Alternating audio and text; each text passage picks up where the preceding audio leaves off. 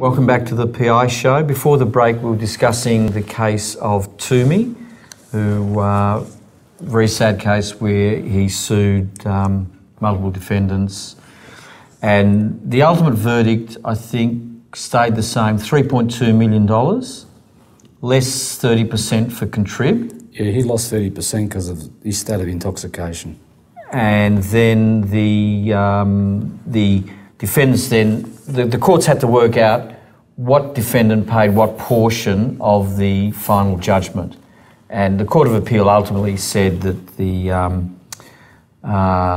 two people who were wrestling were 15% each, and the balance was on... Builder, surveyor, building inspector, all divided amongst themselves. The council, all that sort of stuff. One issue you raised was, I think that he was successful against all defendants. Yeah, he was. And a 57-day trial in the Supreme Court, I think legal costs mounted up to ultimately around about $6 million. It was huge. We think, we're not quite sure, but so judgment was for $3.2 million, but legal costs doubled. So it's absolutely critical for this plaintiff that he wasn't lumbered with any of the legal costs, yeah. But assuming one of the defendants was out of, let's say for argument's sake, defendant number 2 or 3 was found not liable, he would have had costs of maybe $750,000. Who's going to pay those, Harry?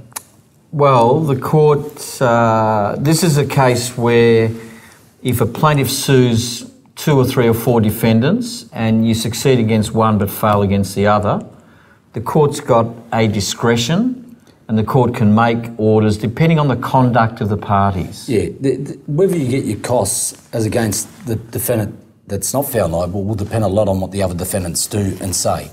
If their conduct is, no, he's responsible or she's responsible they blamed. Well, if they blame and then you've got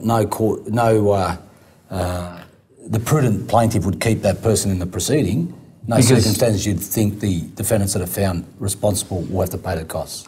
So there's a couple of old cases called Bullock and another case of Sanderson, where the courts in those cases shaped the orders to try and reflect what happened between how the plaintiff conducted their proceedings and how 2 or more defendants conducted their proceedings. What probably happened is that the plaintiff's lawyer probably sued the 2 wrestlers, maybe the builder of the premises, possibly the council, subject to what knowledge they had at the time.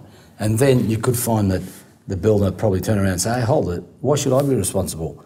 The council There's someone else to blame. And the architect probably poorly designed it.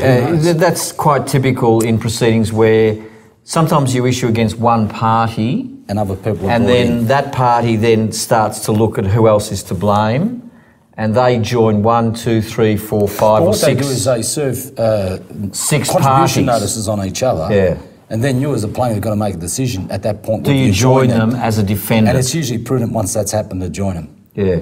So, you know, I've been in cases, you've been in cases where you start off with one defendant and then at the end of 6 months there are 5 defendants. It's happened quite a bit. And as you say, they can all fight amongst themselves. But mind you, it's not bad once you get to trial because that takes the head off the plaintiff because they're throwing rubbish at each other.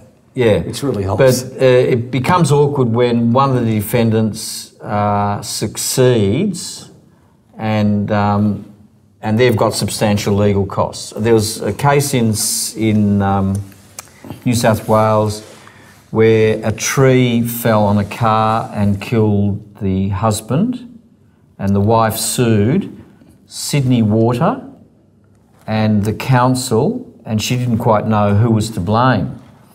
And ultimately the court said that Sydney Water was to blame because they'd constructed a drain inappropriately, a culvert inappropriately.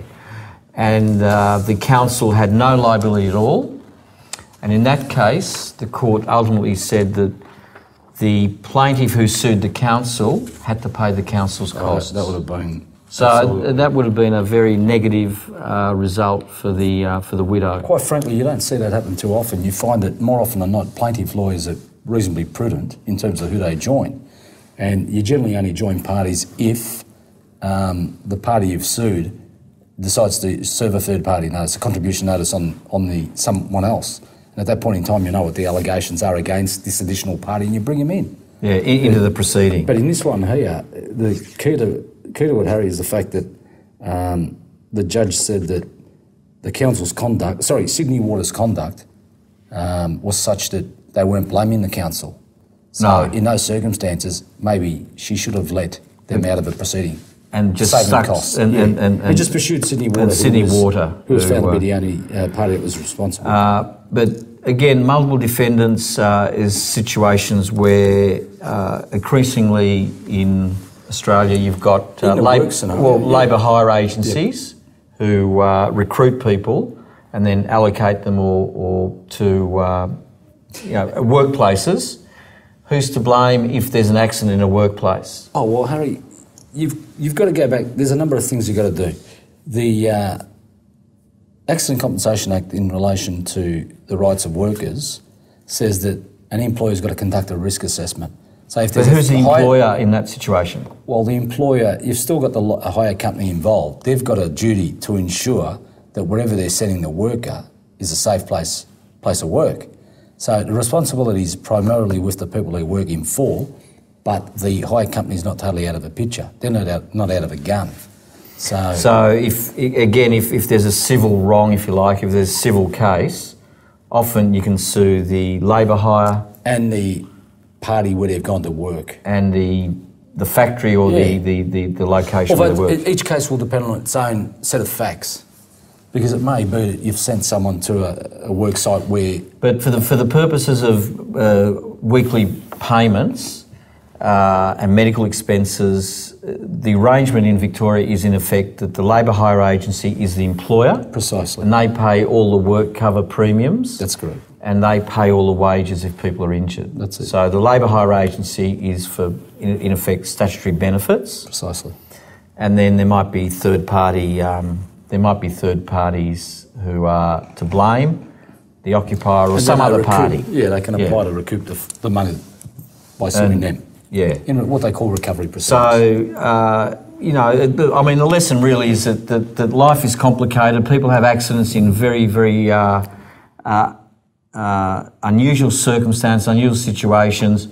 If you consult a lawyer, the lawyer's got to turn their mind to who is to blame and how the proceedings should commence. The lawyer's professional and they're also insured, so if they give bad advice... they give bad advice, they might be protected. That's right. Look, that's all the time we've got for this segment. We'll be coming back after the break with Viv's mailbag. Thanks. Thank you.